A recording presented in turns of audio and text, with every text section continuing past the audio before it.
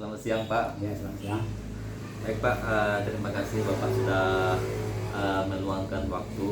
Jadi saya dari pendidikan guru, sedang mengikuti pendidikan guru penggerak, kemudian memiliki tugas itu untuk mewawancarai beberapa kepala sekolah. Jadi Bapak pernah menjadi kepala sekolah di SDN 02, SDN 02 Sarana Pesisir, SDN 06 Sarana Pesisir, kemudian sekarang Bapak di SDN 08 Sarana Pesisir. Berarti Bapak sudah memiliki banyak pengalaman ya Pak ya.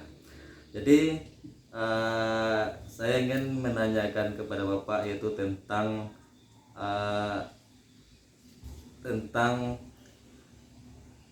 kasus dilema etika. Apakah pernah di sekolah yang Bapak pimpin mengalami atau menemukan kasus yang seperti ini gitu? Oh, contohnya seperti apa gitu ya? Contohnya, kalau contohnya mungkin seperti ini Pak, yang dikatakan dilema etika itu adalah contohnya pada saat sekarang kan banyak, contohnya pengelolaan dana bos. Di dalam pengelolaan dana bos tersebut ada beberapa item atau beberapa hal yang harus ada kemudian tidak bisa di SPC-kan. Tentu Bapak mengambil keputusan yang mana keputusan tersebut tentu kebijakan yang berbasis kebaikan, ada yang berbasis nilai-nilai kebajikan gitu, seperti itu contohnya kira-kira Pak. Jadi pernah nggak Bapak menemukan kasus yang seperti itu kira-kira? Ya, ada. Mungkin di sini ada kasus sedikit di sini seperti guru kami kan. Ya. Ada guru kami saat ini cuti melahirkan. Pak. Cuti melahirkan selama 2 bulan semenjak SK surat cutinya itu diberikan.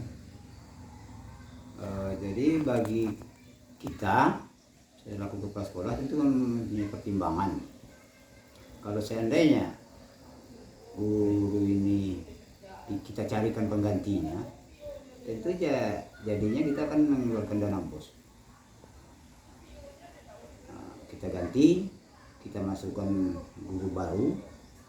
Oh, berarti kalau guru Bapak ada satu orang cuti melahirkan ya Pak ya. Kalau seandainya tentu kelasnya tersebut kosong ya gitu Pak, tidak ada gurunya. Kemudian kalau seandainya didatangkan guru pengganti atau diambil guru non ASN, tentu berdampak kepada tentu gajinya dikeluarkan dari dana bos, diulang lagi RKA-nya, tentu harus dibagi lagi gitu, seperti itu ya Pak ya. Tentu memiliki dampak juga ke depannya kalau seandainya guru tersebut setelah selesai cuti dan guru non ASN ini bagaimana solusinya? Tentu memiliki dampak yang banyak lah, seperti itu ya kira-kira ya Pak ya. Nah, seperti itu. Jadi sekarang diambil kebijakan bagi kami dari pihak sekolah. Ya, sementara kita kan selaku kepala sekolah, kan kegiatan di sekolah itu kan tidak terlalu banyak. Ya. Nah, jadi saya secara pribadi hampir setiap hari saya masuk ke kelas-kelas 5 itu untuk menggantikan guru yang melahirkan. Jadi gunanya untuk minimalisir pengeluaran dana bos tadi, sehingga tidak ada pembayaran yang kemudian tidak hari ya Pak. Oh, jadi berarti untuk mengatasi permasalahan tadi, dilema tadi, kalau seandainya dimasukkan guru non ASN, dampaknya mungkin banyak lah dampaknya untuk kedepannya. Kemudian dana bos kan? Ya, salah satunya dana bos, dan kemudian juga tentang guru tersebut mau diapakan setelah guru cuti tersebut masuk. Kemudian Bapak mengambil kebijakan atau keputusan untuk bersedia menggantikan guru yang cuti tersebut untuk sementara waktu. Seperti itu ya Pak ya kira-kira. Pak, jadi di dalam Bapak untuk dalam mengambil keputusan tentu ada tantangan-tantangan. Jadi kira-kira hal-hal apa saja tantangan yang Bapak temui selama Bapak memimpin dalam mengambil keputusan yang kasus-kasus yang berkaitan dengan dilema etika ini Pak? Oh, seperti misalnya dalam mengambil keputusan, kita terlebih dulu tentu harus mempelajari dulu atau harus mengerti dari jiwa masing-masing guru kita itu. Ya. Nah, Jadi untuk mengambil keputusan itu harus kita lakukan pendekatan sehingga keputusan yang kita ambil itu bisa didukung oleh semua pihak. Oh, gitu ya Pak. Jadi dengan melakukan pendekatan-pendekatan, kalau seandainya pendekatan-pendekatan sudah kita lakukan, tentu apapun kebijakan yang kita laksanakan atau yang kita ambil tentu ada dukungan gitu ya Pak ya. Mungkin dimusyawarahkan dulu, misalnya kebijakan ini akan kita ambil, kita beritahu kepada guru-guru atau dimusyawarahkan. Tentu setelah mereka tahu dan kita sudah mendekat dengan mereka, tentu mereka akan memberikan dukungan seperti itu ya Pak ya. Oke Pak, terima kasih. Kemudian Pak, di dalam Bapak penyelesaian permasalahan tersebut, yaitu yang menyangkut dengan kasus dilema etika ini, apakah Bapak membuat jadwal-jadwal tertentu, misalnya 1 kali dalam sebulan, 1 kali seminggu, atau bagaimana kira-kira Pak? Oh, jadwal itu kalau yang kasus yang sifatnya tidak rutin itu tidak ada jadwalnya, kecuali tidak ada jadwal. kecuali yang sifatnya apa itu, sifatnya mendadak kan, insidensial ya Pak ya, itu urgen ya Pak ya. Jadi Bapak langsung kita selesaikan masalah itu di hari itu kan. Oh, langsung hari tersebut diselesaikan ya Pak ya, dengan langkah-langkah yang akan Bapak jalani untuk menyelesaikannya agar tidak berdampak kepada hal yang lainnya gitu ya Pak ya. Pengambilan keputusan tersebut tentu mungkin ada faktor-faktor atau yang mempermudah Bapak atau yang memberi dukungan penuh kepada Bapak gitu di dalam hal mengambil keputusan. Kira-kira ada enggak yang seperti itu Pak? Oh, kalau di tempat di SD 08 itu ada. Ya. Sepertinya setiap keputusan yang kita ambil itu terlebih dahulu kita minta pendapat kepada salah seorang guru, yang kebetulan guru itu yang senior. Pertama bukan senior, tapi dia pertama orang situ, orang asli situ kan, orang pribumi istilahnya kan. Dengan setempat ya Pak ya. seluk beluk daerah itu dia tahu. Setiap kita ambil keputusan, kita minta bantuan atau kita minta tanggapan dari dia, tanggapan yang disampaikan kepada kita didengar oleh kawan-kawan itu setuju. Jadi kita dengan mudah untuk mengambil keputusan itu. Oh, berarti diambil orang yang memang yang asli, sifatnya mungkin berpengaruh di situ kan, yang berpengaruh di daerah tersebut ya Pak ya. Ya. Baik, terima kasih Pak. Baik Pak, jadi dari tadi kita kan sudah bercerita Pak, jadi saya sudah bertanya kepada Bapak tentang permasalahan dilema etika. Jadi sepanjang kita pembicaraan kita tadi, ada enggak yang bisa kita ambil pembelajaran di dalam pembicaraan kita ini tentang mengenai kasus-kasus dilema etika ini Pak? Oh, ada. Seperti misalnya kalau selama ini yang perlu kita lakukan kan komunikasi yang baik. Setelah itu pendekatan.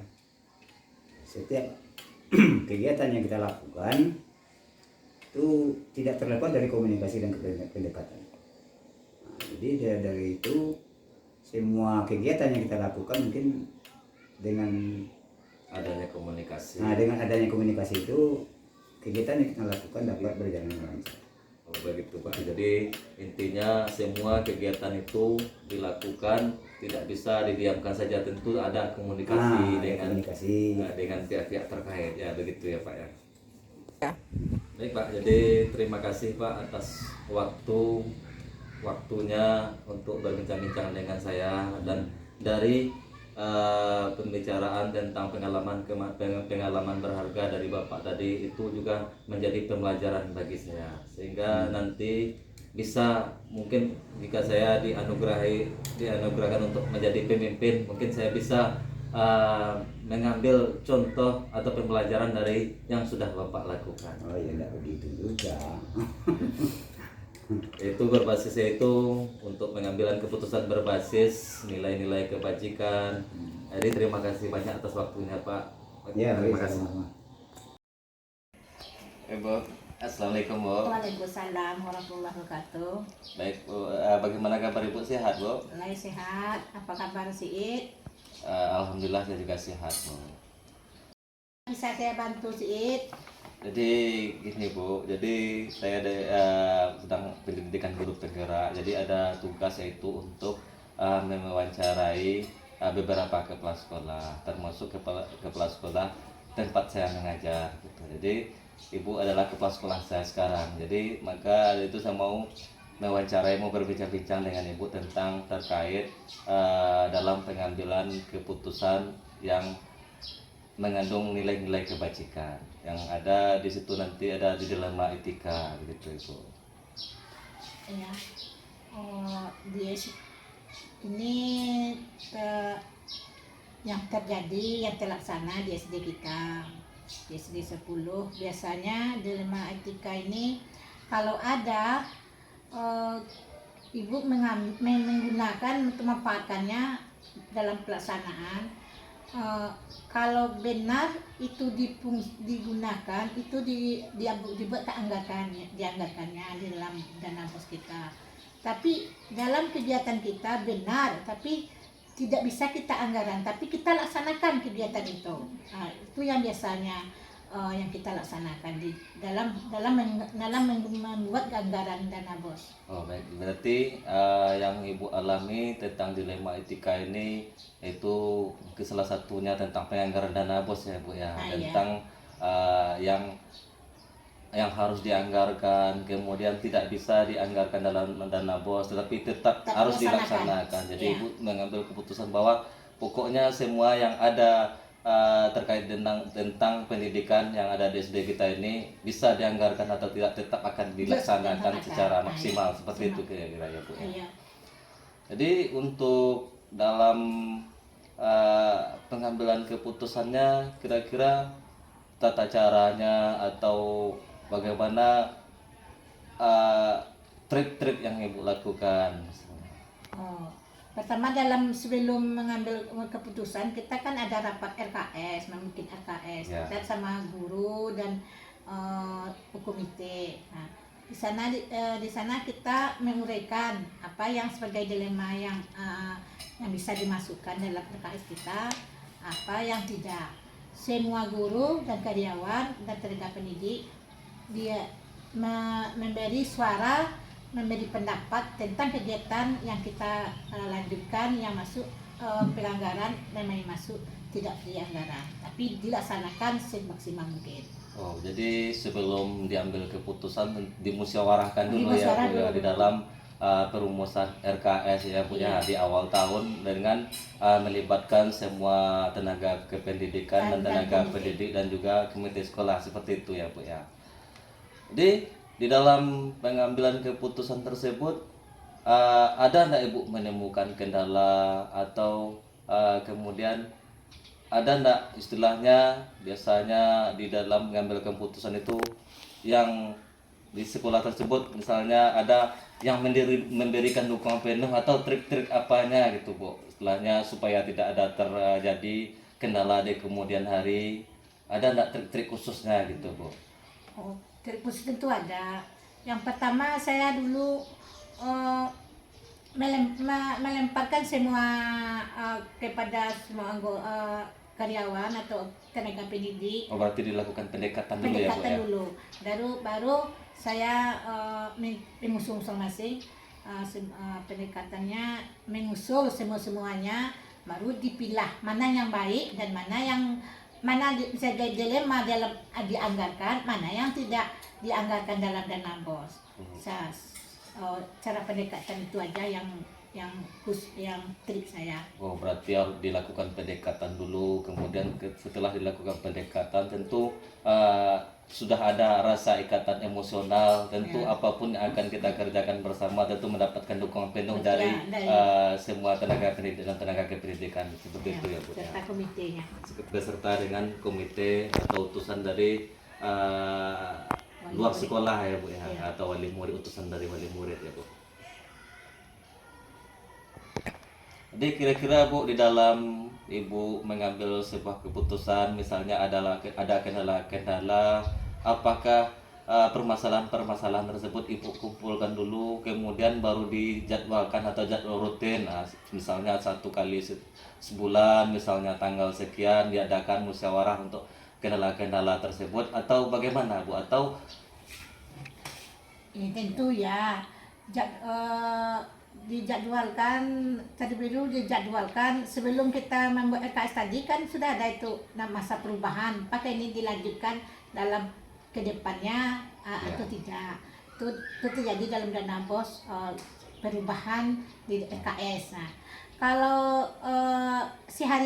kalau tidak mendesak, dilemanya tidak mendesak, itu ada di dalam masalah itu, saat itu juga kita bisa diselesaikan juga permasalahannya. Oh, berarti kalau kegiatan rutin, musyawarah Rutin. rutinnya ada ya Bu ya. Ada. Kemudian kalau masalahnya sifatnya insidensial, istilahnya masalahnya mendesak, langsung diadakan rapat atau Iya. langsung diambil keputusan pada saat itu juga, Saya. langsung diselesaikan pada hari tersebut. Gitu, Iya. seperti itu ya Bu ya. Bisa ya.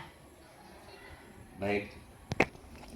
Baiklah Bu, terima kasih atas waktunya Bu, dan terima kasih atas bincang-bincangnya. Terima kasih atas Ibu sudah mau berbagi pengalaman. Dan dengan pengalaman-pengalaman Ibu tadi menjadi pembelajaran bagi saya untuk di kemudian hari atau untuk kedepannya. Terima kasih Bu. Nah, semoga